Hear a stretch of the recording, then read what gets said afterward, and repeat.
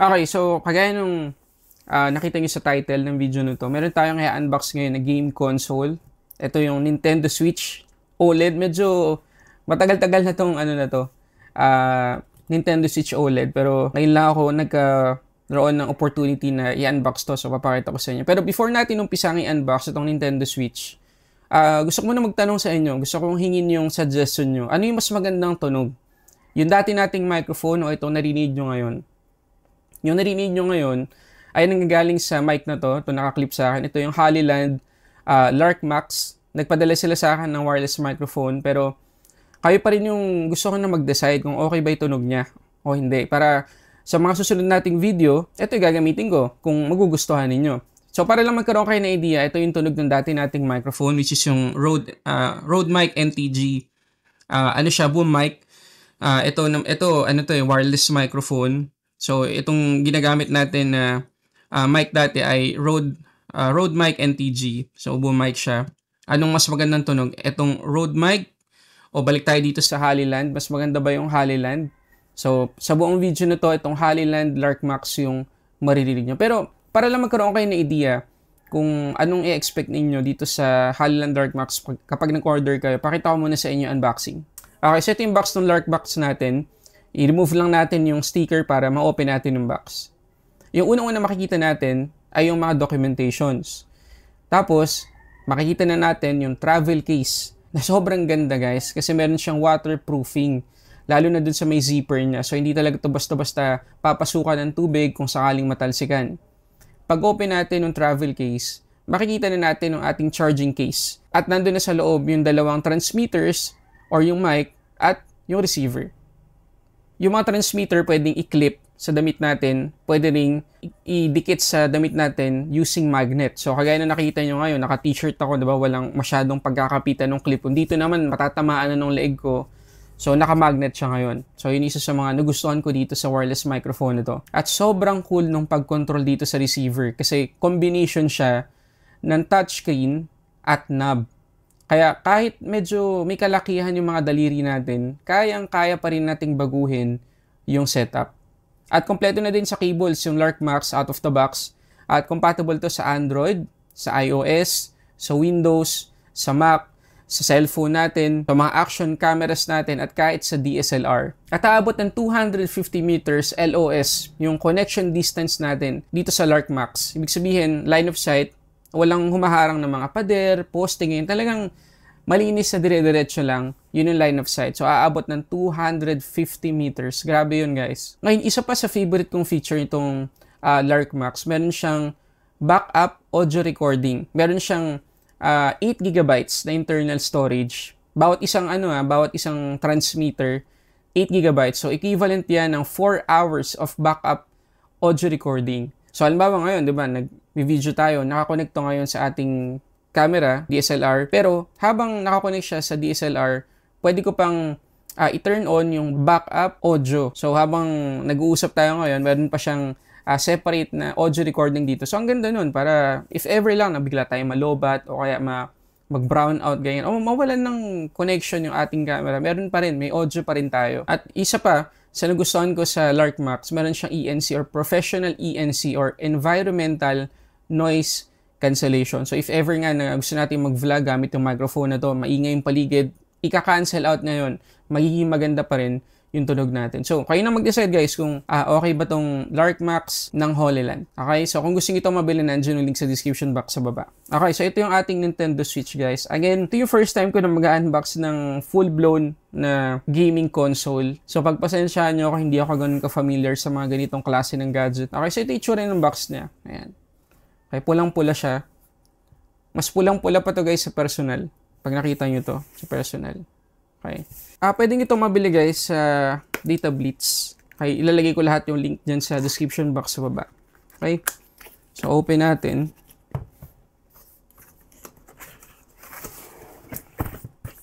Okay. So, ito yung una nating makikita sa box. Ayan yung ating mga Joy-Cons. Mga controllers natin. So, yung napili kong kulay, yung classic na Nintendo Switch na kulay. Okay, ayan siya. Ayan yung mga Joy-Cons ata yung tawag dito, no? Ayan siya. Okay? Next ay yung ating mismo Nintendo Switch, yung pinaka-display. Ito siya. Ayan. Ngayon guys, itong Nintendo Switch, ano siya? 720p yung resolution niya. Pero kapag sinaksak natin sa TV, hanggang 1080p yung video resolution na pwedeng maibigay sa atin habang naglalaro tayo. Tapos ayun, makikita ninyo, ayan, meron tayong Nintendo Switch na logo. Tapos ito yung kickstand natin. Ayan. Ayan. Tapos meron tayong lalagyanan ng micro SD card kung sakaling gusto nating expand yung storage ito. Kasi pwede tayong mag-install dito ng mga games galing sa online library ng Nintendo. So, yung built-in storage ito ay 64 GB. So, pwede tayong magsalpak dito ng, kung hindi ako nagkakamali, up to 2 TB na micro SD card. Pero dapat swak dun sa requirements ng Nintendo Switch, yung speed, yung read and write speed ng micro SD card na bibili natin para hindi masayang. So, kung gusto nyo malaman yung read and write speed na required para dito sa Nintendo Switch, nandiyan yung link sa description box sa baba. Okay, meron tayong mga documentations dito. Ayan. Tapos, tinggalin natin to. Ito yung ating power cable. Ito na lang muna. Unahin natin yan. HDMI cable. Ayan. Tapos, ito na yung ating power cable. Okay, na USB-C. USB-C yung ating Nintendo Switch. Tapos ito yung grip ba tawag dito? Ayan, grip. Para dito natin ilalagay yung ating mga Joy-Cons. Ayan, kung sakaling lang, one player lang. Ayan, lagay natin pareho para makita nyo. Ayan. Okay.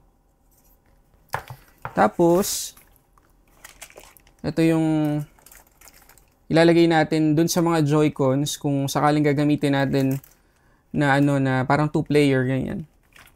Tapos ito na yung ating dock. Ayan. So ito yung gagamitin natin para may connect natin sa TV yung ating Nintendo Switch. Ayan. Hasalpak natin dito yung ating Nintendo Switch. Ayan, meron tayong USB ports. Tapos kapag tinanggal natin tong cover, ayan, marireveal sa atin yung LAN port, HDMI, at saka yung USB para sa power. Okay? So, yun yung laman ng box ng ating Nintendo Switch. Okay, so maliban dito sa Nintendo Switch, meron tayo ditong mga extra Joy-Cons para, syempre, kung gusto natin mag-multiplayer sa ating Nintendo Switch, kasi napakadaming games ng Nintendo Switch na pwede ang multiplayer. At masaya yun, syempre, kapag malaki-laki yung pamilya natin, diba? So, ito yung napili naming kulay. Ayan. Violet, tsaka yellow siya, pero parang ang lapit niya na sa pagiging orange. Ayan. Okay. So, ito pa rin yung, yung strap natin para sa mga Joy-Cons natin. So, pakita ko lang sa inyo itsura nung yellow. Ayan, o. Ganda, diba? Ganda. Tapos, ito naman yung violet. Pero maliban dito sa mga colors na to guys, madami pa. Daming choices sa Data Blitz. Hindi ko dito sponsored ng Data Blitz, pero doon kasi kami bumili. So if ever na gusto niyo bumili ng Nintendo Switch, saka napakadaming game titles, madami sa kanila. So kaya ko namang i-recommend sa inyo. Tapos ang maganda pa sa guys, sa Data Blitz, may discount sila kapag cash yung mode of payment mo.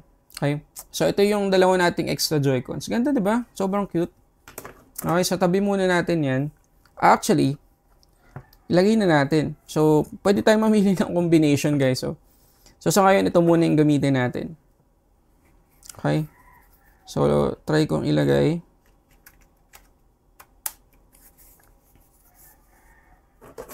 Ito yung left. Yan. Cute, diba? Ang ganda. Okay, anyway, tabi ko muna yan. Tapos, meron din tayo ditong protective case, rugged hybrid protective case ng SAP case. Ito naman sa Lazada ko na to binili. Hindi ko to na-order sa Data Blitz. Huli na nung naisip ko, na-order ko na. Before ko malaman na may ganito pala sa Data Blitz. Pero okay lang. Kasi baka ganito rin naman yung mapili ko sa Data Blitz. Ito siya guys, ayan. Ayan. Yun. Ito yung ating may instruction manual. Ayan, kapag inopen natin yung box. Ayan guys, para siyang ganyan, no? Diba? Cute. Meron siyang, meron na tayong grip. Mas maganda yung magiging feels natin kapag naglalaro tayo. Meron din tayong nabiling lalagyanan para sa Nintendo Switch. Parang travel case. Pwede tayo maglagay ng mga cartridges dito. Ayan. Pwedeng, ma-organize talaga natin yung Nintendo Switch natin. Dami siyang velcro. Ayan, no? May lalagyanan ng Joy-Cons, ng charger, tsaka ng mga cables dito. Tapos dito naman yung Nintendo Switch sa kabilang side. Okay, parang ganito guys, sample na setup lang. Ayan. Nandito yung ating mga Joy-Cons. Ayan, open natin. Okay, so ito pa yung mga accessories na kailangan natin. I think standard to kapag bibili tayo ng Nintendo Switch kasi touchscreen yun guys. So talagang kakailanganin natin ng tempered glass doon. So ito yung napili namin. Tapos ito yung SD card. Yan, 128 gigabytes, hindi naman sobrang laki. Saktuhan lang kasi may 64 gigabytes naman na internal. At wala naman tayong plano mag-install ng napakaraming games internally. Bibili tayo ng mga cartridges. Ayan siya. Okay, so ang speed nito, design kasi ito talaga for Nintendo Switch, obviously. So yung speed niya ay 100 yung kanyang read speed, 90 MBS naman yung kanyang write speed. Ay, game titles pala na nabili namin. Ito, pampamilya. Ayan, Nintendo Switch Sports. Ang maganda rito, maliban sa napakamura, meron na siyang 6 guys. 6 na games na pang multiplayer. So talagang pampamilya siya. Tapos ito naman, personal lang na game para sa akin, Subnautica. Sobrang gusto ko tong game na to. Napakaganda ng game na to. Mag-iisip ka talaga. Tsaka, lang, parang peaceful lang. Ayun lang. So, kung gusto nyo mabili guys, yung Nintendo Switch na in-unbox natin ngayon, nandyan yung link sa description box sa baba. At yung ibang accessories na pinakita ko sa inyo, mas maganda, bilhin nyo na sa website ng Data Blitz. Again, hindi to sponsored ng Data Blitz. Pero, sa kanila ako bumili. Kaya, marirecommend ko, na-test ko na. Kaya, hindi ako matatakot na rekomenda. Okay, so, sa buong unboxing guys, napansin nyo ba na okay yung tunog ng ating Hollyland Lark Max? Comment kayo dyan sa baba kung gusto nyo ito na yung gamitin natin sa lahat ng mga susunod na video natin. Pagkatapos, kung gusto nyo rin mabili yung Hollyland Lark Max, ilalagay ko dyan sa description box sa baba. Ang ganda ng pricing nila guys. Syempre hindi mura kasi napakaganda ng mic na to. Pero compared sa mga competitors niya like Rode mic, DJI, mura to. Mas mura to. Pero yung quality, parang mas lamang pa to ng kaunti compared sa mga mic na yun based sa mga napanood kong comparison reviews sa YouTube. Okay, pwede din naman kayo mag-research. So yun muna guys, maraming salamat sa pagsama sa akin sa video na to. Pasensya na kung mahaba para sa samat sa ating unboxing reviews. This is Sulit Tech Reviews.